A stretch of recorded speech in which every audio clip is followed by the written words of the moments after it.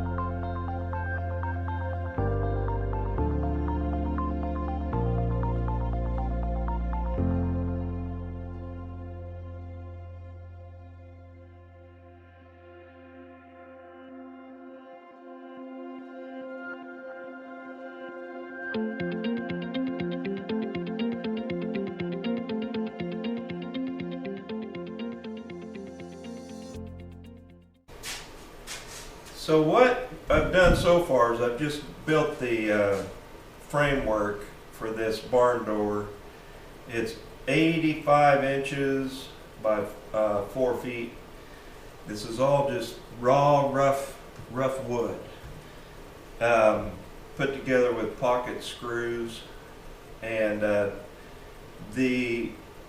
all of the rough wood that goes underneath of it will be put together with pocket screws. So really this doesn't serve any function of holding the door together. It's just cosmetic, make it look right.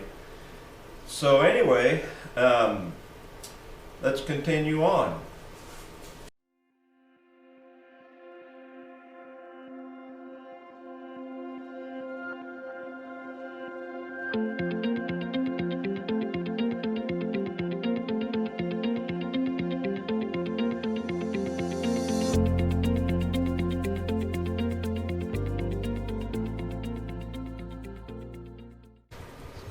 So this is kind of the basic layout here.